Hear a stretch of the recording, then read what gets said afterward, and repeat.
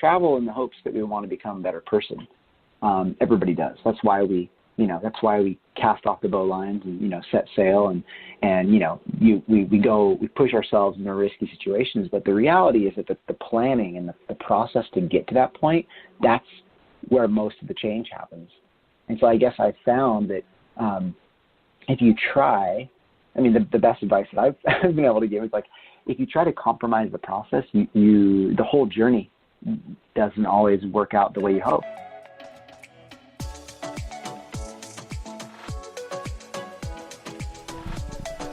The process. It is all about the process. Yes, it is indeed. And that was Chris Burkard, today's guest on the Yogi Roth Show. Hi, I'm your host, Yogi Roth, and I'm so excited for today on so many reasons. First and foremost, the guest is someone that I had wanted to get on this show for so long. We interviewed him actually this past August, but I wanted to hold off on sharing the interview through the football season.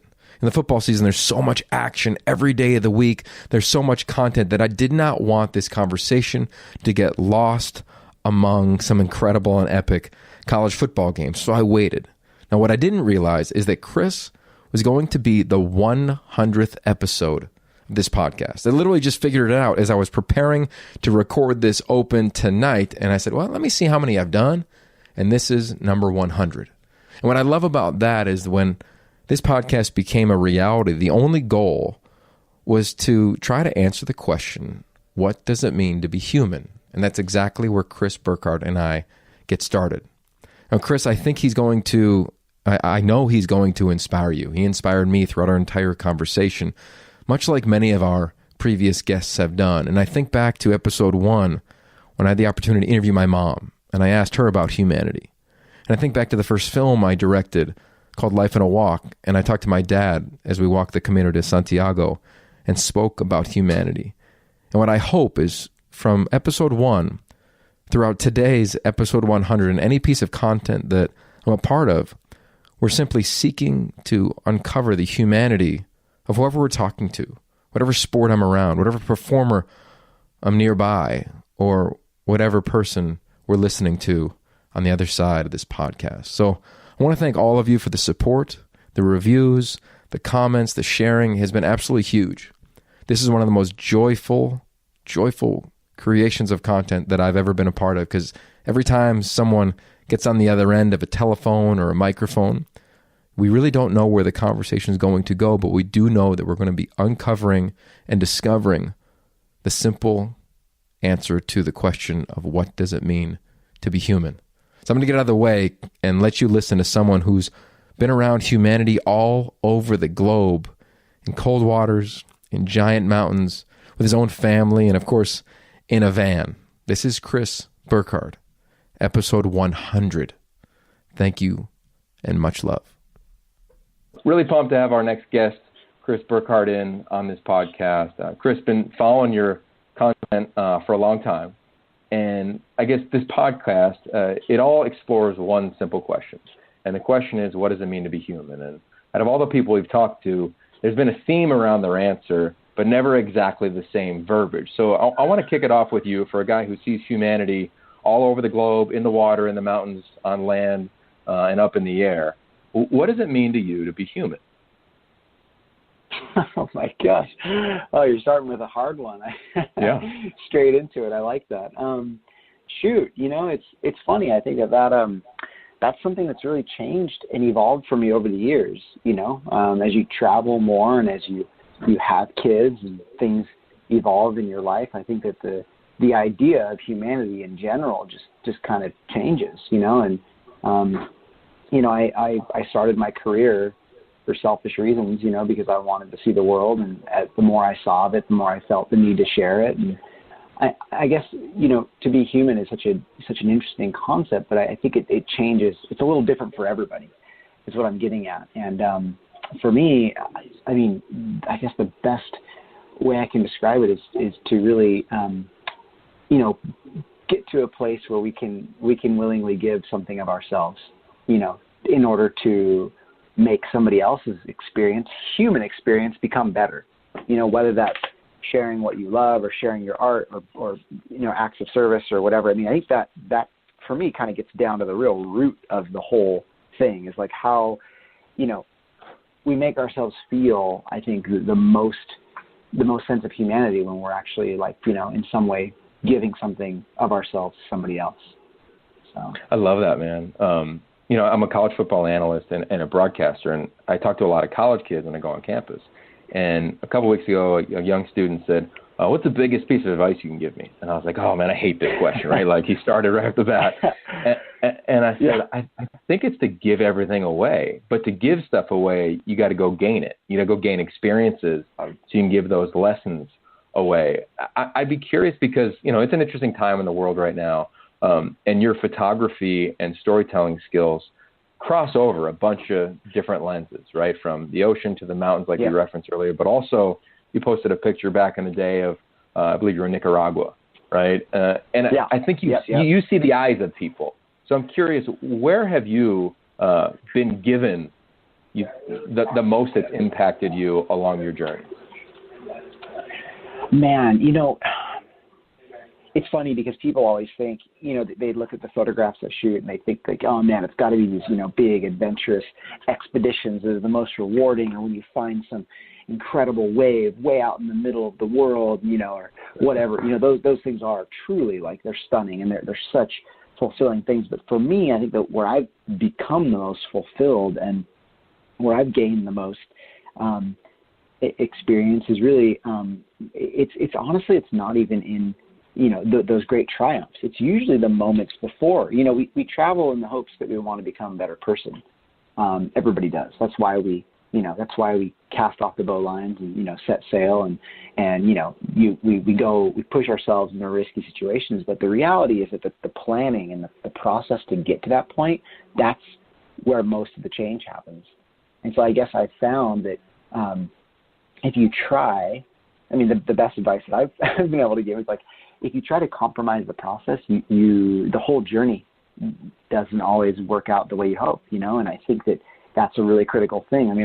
I ended up in a Russian jail cell one time because I had a bad passport, and there was no one to blame but myself because I had rushed the whole process of just getting there and put myself in a really dire situation. And I thought, while I was sitting in that cell, I thought a lot about this exact topic. And I thought a lot about the why and the who and the whatever, So, yeah, I don't know. It's kind of a gnarly one, but I feel like that's kind of what it comes down to for me. I love that. The same thing happened to me. I was in Rwanda, and I was, hanging out with the gorillas, as you do over there. And I made a aggressively arrogant move to go into the Democratic Republic of Congo. And same thing, got in trouble, passport, no stamp, the whole thing. And I can remember sitting there, because you're being interrogated, because who knows who they think you really are. And I was like, wow, like traveling, it shouldn't be selfish, but when we make decisions sometimes hastily because we want to get there quicker or do it first, in the moment it feels great, but it never works. I've seen that in surfing, right? Let me paddle in first. It's always the second wave that's the best one. I'm curious for you, do you agree with that? And have you felt that evolve for you as an explorer? I totally.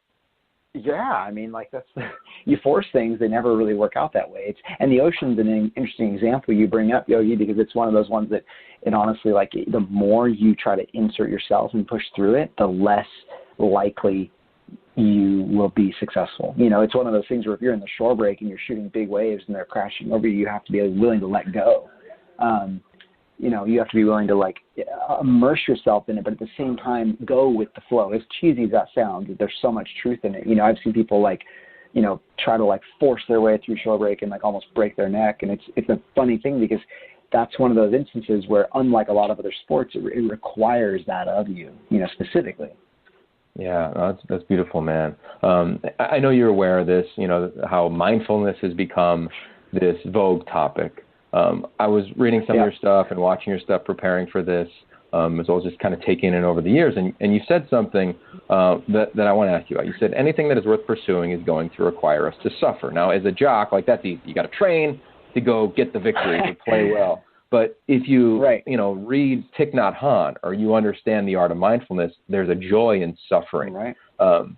Do you consider yourself someone who practices that craft, and did you stumble into it? Like, I kind of stumbled into it, or did you like go after it with like a zoom to focus lens? That's interesting. You know, I feel like in many ways mine was a slow and gradual process. You know, I've also, you know, I think for me too, that mindset, it actually came from some studying I was doing of a psychologist in Australia who was studying the effects of pain and emotional distress on the body and on people and on groups of people. And what he was realizing was that, you know, when we go through these trials, tribulations, these places that really wear on us, they tear us apart emotionally, whatever, we often can, those experiences are more vivid for us.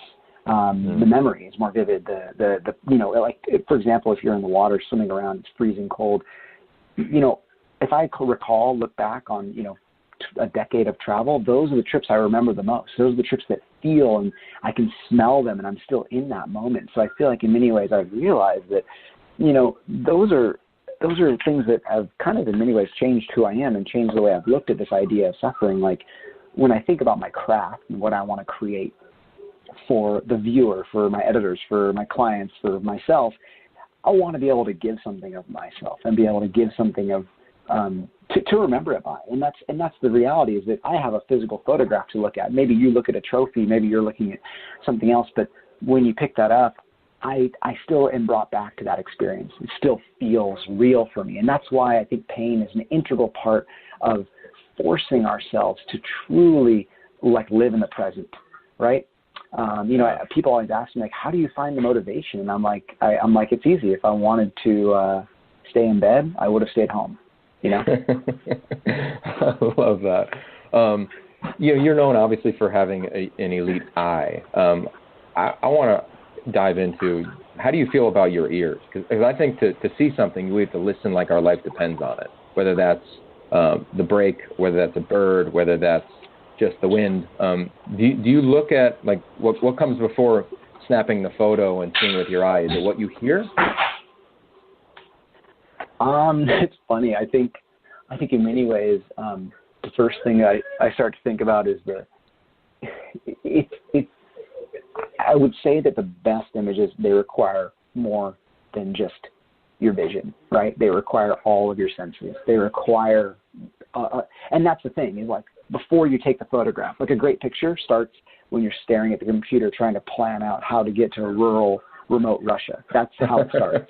You know, it doesn't start when you're sitting on the beach and you have the camera in your hand. Like, I've always thought about this idea, you know, people say like, oh man, you know, the best photographs are just the ones where you just get so lucky, you know, and that's bull crap. Like, you know, if you bought the camera, if you put a memory card in the camera, if you were in any way prepared, that's where it started.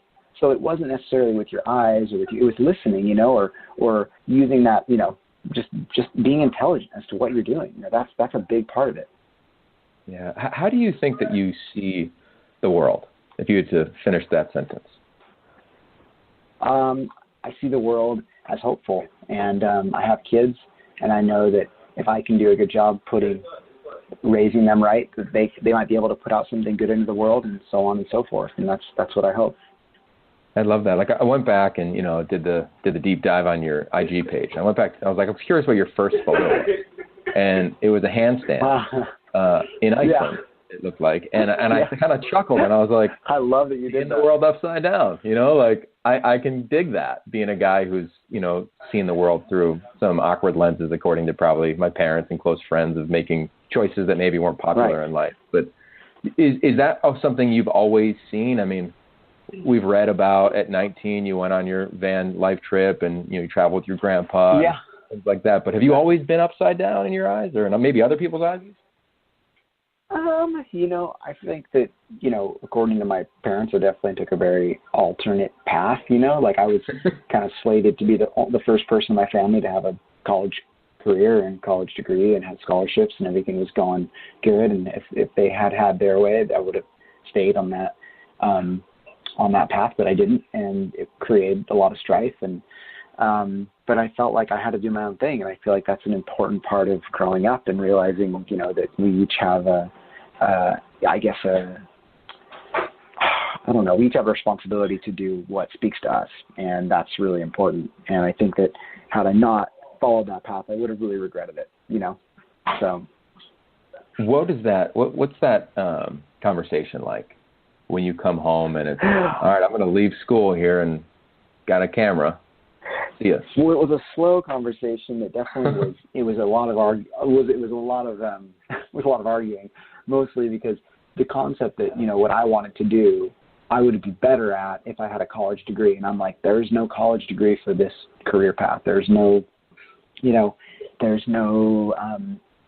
that's going to allow me an opportunity better than somebody else if I go to a 4-year school. All I'm going to do is have a lot of debt, and there's a lot of just trying to convince them and trying to make them understand that this is kind of what I knew to be right, and versus the traditional method. And I grew up in a family where you didn't really go against what your parents had to say, and so it definitely was a point of contention, and it was kind of like that first time where I had to make the decision for myself, and I knew what it also required. It kind of required me taking a step back and being like, okay, I'm not going to be looking for your support anymore.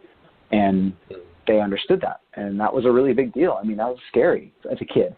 I quit my job at 19 and quit school and moved into my car and just tried to pursue education to prove to them that it was important, but I wasn't pursuing college education. Yeah, I always have that discussion. My girlfriend and I always talk about, our kids, if they say, hey, I don't want to go to school, but here's my plan of, I'm going to take these online classes, I'm going to buy an around-the-world ticket, and I'm going to go get a quote-unquote real education or different education. And as a traveler, I've done both. That sits really good with me. I'd be curious, how do you view education right now? It's so funny because in this day and age, education can mean so many things. I mean, I pursued education through internships by learning what I could online. And what I realized, which is super sad, is that so much of what you pay for a college course, you can learn on the internet. And there was so much information out there that that was available to me that I was like, why would I pay, this massive amount of money to go and learn from somebody who wasn't even working in the industry? And that was a big eye opener for me. And it was something that I realized more and more in this day and age was just available. So I started to pursue it, started to think about what was out there. And when I started to look, I uncovered a lot, online workshops, the opportunity to do internships. I went out and I interned under a photographer in Utah for a couple of months. And then I went and did an internship at a magazine and learned about the editorial process. And I mean, these were super valuable. Right. What was the first international trip you took where somebody was paying you to go take a picture?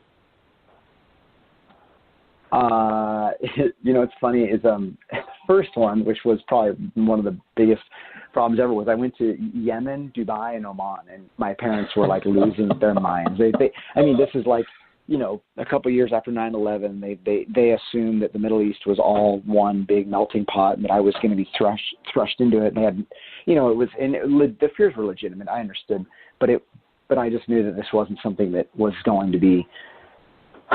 It was going to be a worthwhile trip, and so I went there on behalf of Trans World Surf to document a boat trip, a surfing trip that was part of the film that I was going to shoot the still photography for. And so I went there with this group of guys, and we went all over Yemen and Oman and Dubai and found really good waves, but I was terrified the whole time.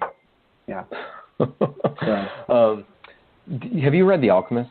It's my favorite book in the world. Yeah. Yeah. So I have not finished the whole thing. I need to. Okay. Oh, I want you to definitely hit me up when you finish it. But within it, I will. I'm all about it. I love it. So within it, they talk about the language of the world. And I'm not ruining, this isn't a spoiler, but they talk about the language of the world being love. And I'm curious for someone who's been, from Yemen to Dubai to LA, New York, and Iceland and in between, have you found there to be, a language of the world? Because you're seeing it in real time, and then you're going back and looking at it again with a different set of eyes when you come home or wherever you are when you start to, edit some of your work. Oh, 100%. I mean, that was the thing is in the early days of traveling for me, I was actually having a really hard time computing everything I was experiencing and feeling. It was overwhelming. As you can imagine, it was becoming something that I just didn't quite know how to digest in my brain. Yeah. Right. I was coming back home to this, quiet, small, tiny town of Pismo Beach, California, that I had grown up in, and I was like terrified. I was like, how do I relay this experience? You know what I mean? Like you experience something really amazing, and it's just bursting at the seams, and this is why relationships don't work, because one person is feeling all these emotions that they don't know how to like fully explain to their partner. They don't know how to fully get out. And it was frustrating. I was coming home and I just didn't know how to share that. And so I realized that sharing it, the best way to share it was through photographs. That became the outlet, right? That became the most functional way of trying to get this thing out there, was instead of me trying to talk about it, was just me showing what was going on, Mm-hmm.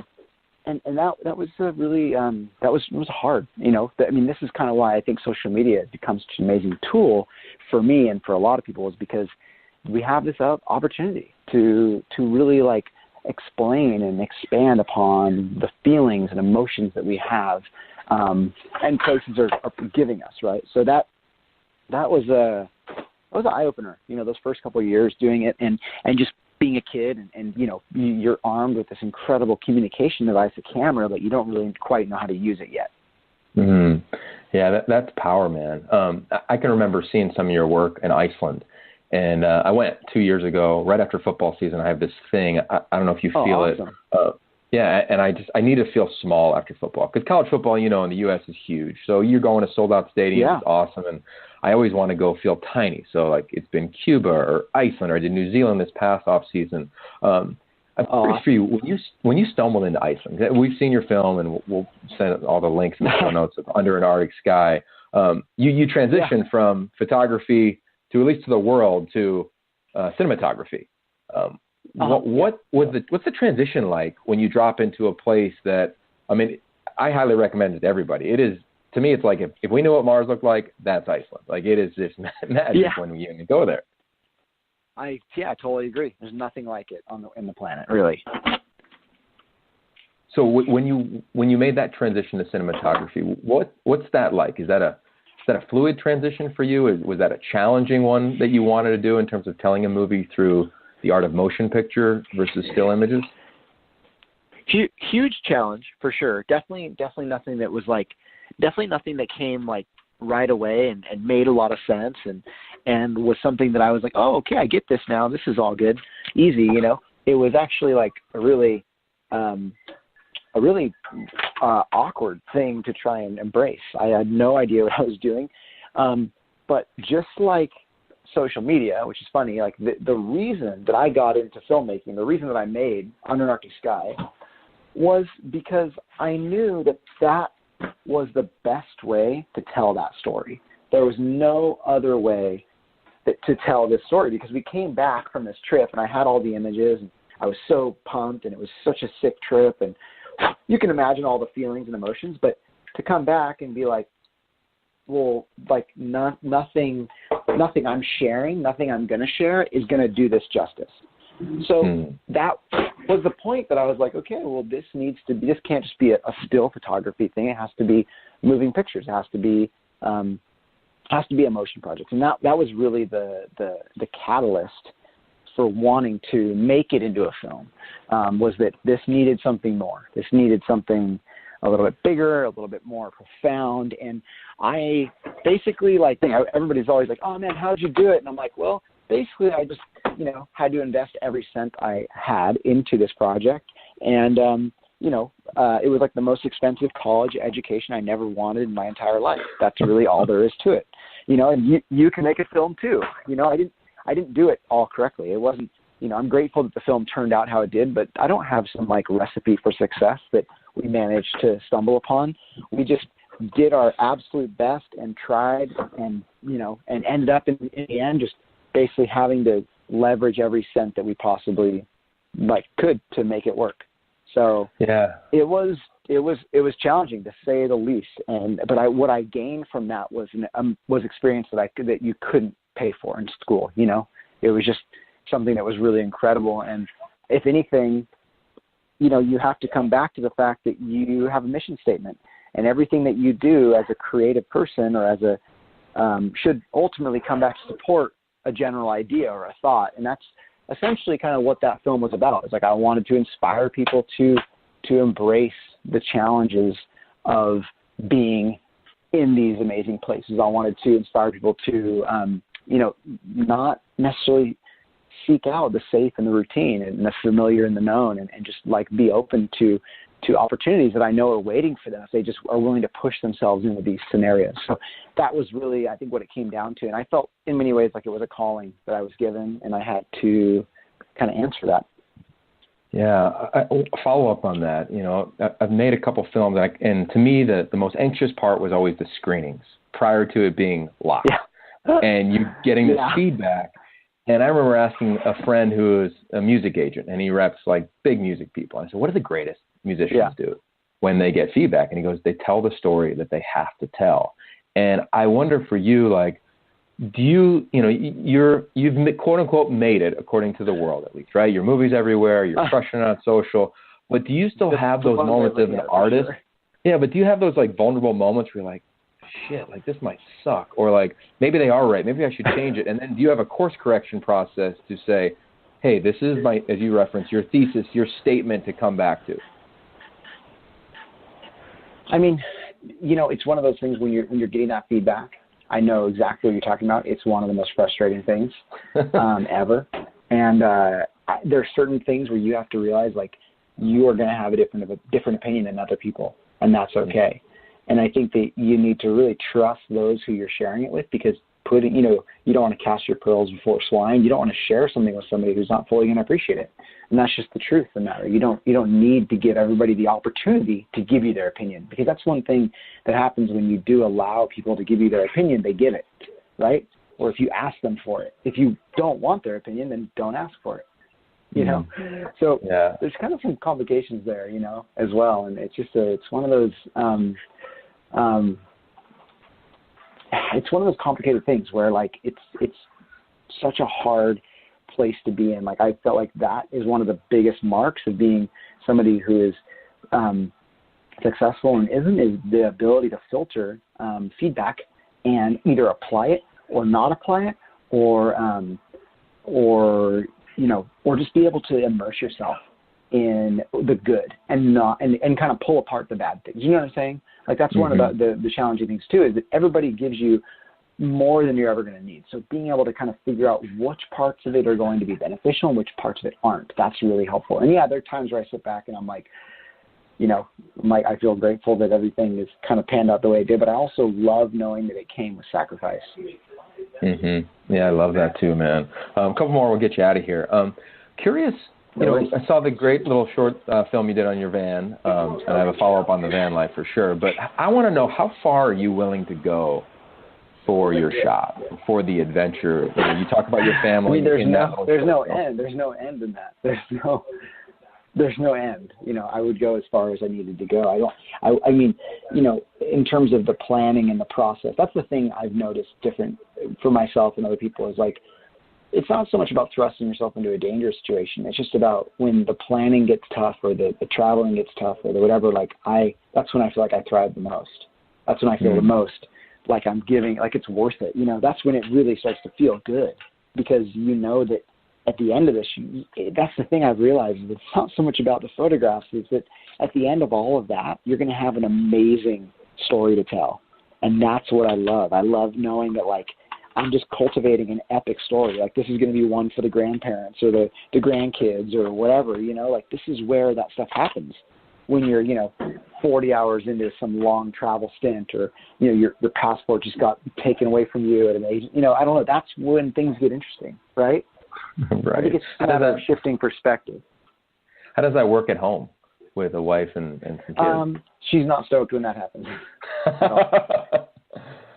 Yeah, I hear you there. All right, so van life. I'm trying to convince my girlfriend, we're going deep on the van life. I want to get one. A van impacted you. I've been on a couple van life trips, did it in New Zealand with my dad and younger brother. I think it's magic. There's nothing more freeing in many ways. Yeah, so give me the pitch of why say yes to the van life. Well, I mean, here's the thing. It's really simple. It's like, as a photographer, so much time is wasted in the process of getting to where you think you need to go.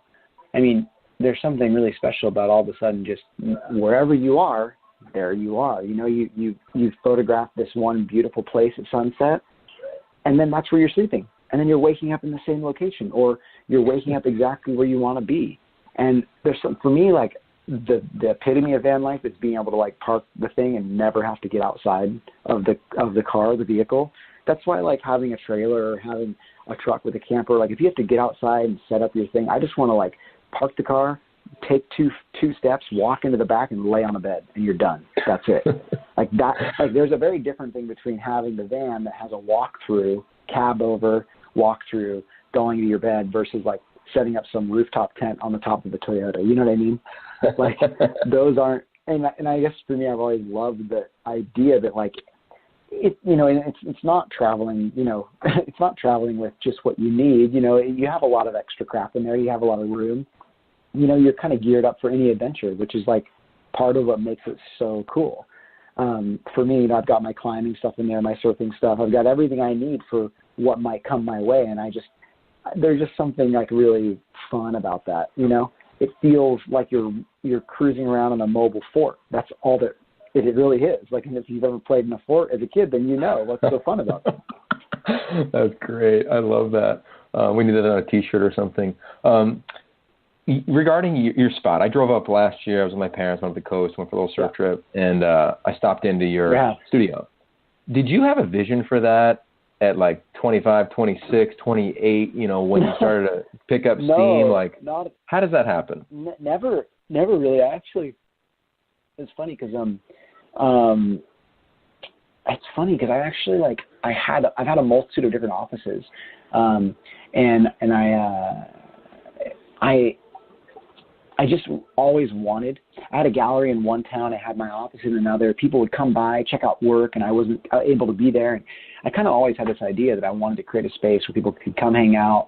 It was a fun place to work, and there was space to do events and other things. And that was always the vision. But the idea was like, oh, well, that's never going to happen because I'm never going to find that building. And I finally did. And it kind of like almost ended me trying to get the place and get out the old tenants and everything. But I did it. And that was like one of the coolest things, is being able to have that. So that was sort of what drove me to make all that come to life, you know, but it was something that I never really thought was possible in the beginning. And so it's been a learning process, you know. Now that we have it, you know, I'm just kind of slowly growing it, letting it do its thing, and, you know, building and adding things.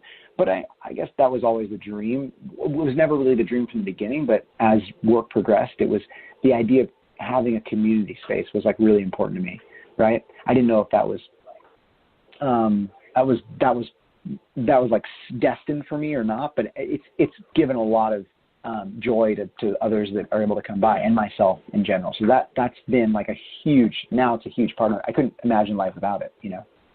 That's great. The Boy Who Spoke to the Earth. It's one of my favorite books to gift. It's how we connected with one of your coworkers. Cool, man. He saw that I kept getting it for, you know, friends and nephews and colleagues. What I love about it is the journey. If anybody hasn't read it, the link will be in the show notes. But on the inside flap, it says, if you had a conversation with the earth, what would you ask? And I want to ask you that question because as a guy who's written some books, like to me, there's always like something to, or somebody who's listening. Curious for you, what you would ask the earth, because you probably have a lot of conversations with it when you travel, and then who you wrote this book for. It's interesting. You know, I had always thought that I've always tried to communicate in different ways, you know, with photography, with film, you know, I've exercised these different disciplines. And I realized, you know, after having kids, that it was really hard to reach kids with, you know, with photographs. Sometimes they just don't quite embrace it the same way that you hope they will. And so when Mitch approached me and asked me if I wanted to write a children's book, it's something I had thought about, but I never really embraced. I never really thought it would happen. And I kind of just threw everything into it. And it was so unique because I ultimately, you know, I wrote the book obviously for my kids, but just kids of all ages. I wanted them to understand that nature was a safe place to ask big questions. Nature was a safe place to seek out answers. And ultimately, I guess it kind of came from this idea that the thing I wanted to do the most as a parent was I wanted to avoid passing on some inherent fear of the unknown, right? I think we do that, even just without even noticing. So that was something that I've really tried to avoid and tried to think about, what is my legacy I'm passing on to them? Am I passing on to them my fears, my inhibitions? Am I allowing them to be free? And I think that was kind of what this book was meant to inspire. All right, last couple quick ones here. A lot of times you probably get asked about high points and low points, but I'm curious, when for you did it become real that I got an influence? I have a voice on the planet through a social media platform, and take it real serious. It's funny because there's actually a pivotal moment. I remember, I'd had some accolades and magazine covers and a bunch of rewards and whatnot, for photography, which is all great, but none of that really dawned on me that I had made a difference in people's lives, And I remember being in a remote part of Iceland at one point, maybe like 6 years ago, and coming across this couple who recognized me, and they reached out and they were like, "Hey, oh my gosh, you're Chris, blah, blah, blah. We're here because we saw your photographs. We saw something you wrote, and this has been the best trip of our lives, and thank you so much for inspiring me to go." And I was shocked. I was in the middle of nowhere. There was nobody else around, right? And I was so grateful to meet somebody who was inspired to go there, because, they could have gone to Costa Rica, or they could have, done a cruise ship, or they could have gone anywhere else, but they decided to go way out of their comfort zone, spend money, go somewhere different. And ultimately, that experience may or may not, if they will let it, change them, make them different and better. And it really dawned on me that there's a sense of responsibility that comes with having a platform like this. And I felt really grateful. That was a really huge, huge moment for me. So what makes you feel the most alive?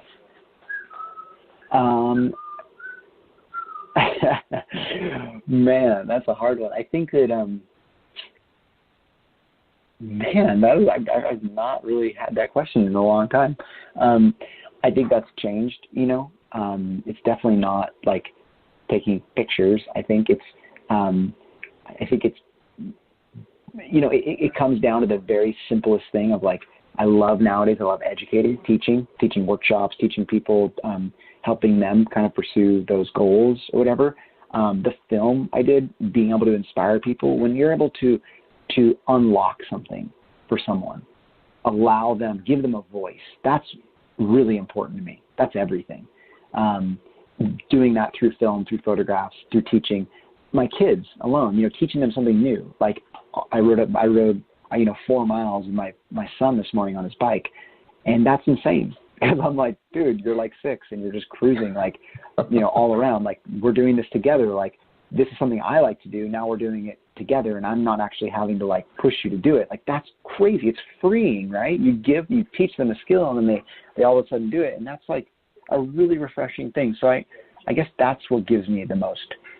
That's what makes me want to, wake up in the morning and be inspired, is the ability to use my work or my influence or my skill set to unlock and allow others to kind of live out things that they didn't envision they would. Yeah, I don't know. Maybe that's a convoluted answer, but yeah. It's a fun question to ask because you're right. It's everybody's answer. And my follow-up to that is, one of my favorite words is seek. I think we all seek. We're seeking our dream job, or we're seeking a better apartment, or we're seeking a partner, or we're seeking joy for our kids. Amid all the things that you have in your life right now, what is something that you're seeking? Oh, man, for me, I think something that I'm seeking out is just a better sense of balance, right? I mean, as much as I have it figured out, the reality is that I work a lot, and I'm gone a lot, and sometimes that's fun, sometimes that's the most heinous thing on the planet. And it's a really challenging thing to deal with sometimes. I want to be home. I want to be able to, have that opportunity to be at home and enjoy my family and give the time that they deserve. And so I've been trying to seek that out and be home more and stuff like that. So yeah, it's a challenging thing to teach yourself, when in the beginning you're told to like take every job, take every opportunity you can, and now you're like learning to say no. That's really hard to do, you know. And I've been trying just to figure that out a bit more myself. So totally. Yeah. I said no for the first time last year, and it was so awkward and uncomfortable, but great. And I feel you there. Last one, we ask everybody the same question to end this podcast: is how do you feel about the word limits? Limit, man, I don't really use that one. I feel like I've seen and stretched and grown and seen people like push their limits beyond anything I could have envisioned, myself included. So I every year, every week, I feel like we're seeing something new that humans are able to do. And I just know that, like, oh man, I think when I think of limit, I think of people who seem hopeless. And there's nothing I hate more than that, you know. We talk about how, you know, how our society is in a state of hopelessness and helplessness. And I'm just like, man, I feel like the opportunities that we're given, like, and the ability we have to just push ourselves in any capacity we can, like, there's so much joy that can be found in pushing beyond something that you thought you couldn't do. That's kind of what, like, my entire career has been about. So I love that. Well, this has been a blast, man. I think all of your images, as you said, you give those places a voice. And I think there's a beauty and a pageantry to that. And it's been fun following the journey, man, and looking forward to meeting up in person and maybe jumping in the water one of these days. I would love that. That'd be epic. Let's for sure make that happen. I'm around anytime. If you ever come to Pismo, come stay at the studio or go catch some waves or whatever. It'd be awesome. I love it, man. All right. Well, thanks for the time, Chris. Appreciate it, brother. You too. Cheers. All right, later. See ya. Bye. All right, there it is. Chris Burkard. That was awesome. Didn't really know. I've never met Chris. I've watched his content. If you guys have been listening to this podcast, you know, the only rule that I have is to ask questions that I do not know the answer to. And he's got so much content out there that you can find a lot out. So it was fun to prepare for this one, to be able to sit down with somebody who is known as one of the elite, if not the most elite, outdoor adventure photographers on earth. What I love about him is how he's telling a story, you know, whether it's with the lighting and the editing of an image, whether it's the raw file or whether it's a film or a video. I mean, he's always shaping a story. And this podcast is all about talking to people who are seeking the best version of themselves. And I thought he was really vulnerable in talking about how he was seeking to understand balance. I mean, how many of us would raise our hand and say, yeah, me too. So I think when we see somebody who's at an elite level, we can say, whoa, man, like, they're not human. Like, they're doing it at a different, you know, planet than we are. But they're not. They're just chasing their passion maybe through a clearer lens, and are clearly elite at a skill set. But we all go through our ups and downs and have our moments. And the challenge is being there, being where your feet are, embracing it, attacking the next thing, and let's go. And I think that's Chris. Clearly he does that with every one of his projects. I'm pumped about this one. I've been trying to get this one on the books for about a year. So we finally got it. I recommend you to check out his website. It'll be in the show notes, chrisburkard.com. His books, there's a ton of them. They've impacted a lot of my friends and community, from The Boy Who Spoke to the Earth to some of the amazing photography books that he has, and of course his film Under an Arctic Sky. If you haven't been to Iceland, go. If you need some inspiration, watch the film, and of course follow him on Instagram. It's a great follow. It's a great feed, and clearly he's a guy who is chasing his dream. Think about that conversation at 19 with his family after he's going to be the first kid to graduate college, and he says, hey, I don't want to go anymore. That's not the education that I want. Courage, bravery, and clearly somebody who's seeking the best version of themselves. So I'm out of here. You know how we end this podcast? The same way every time, that the only limits that we have in life are the ones we set ourselves.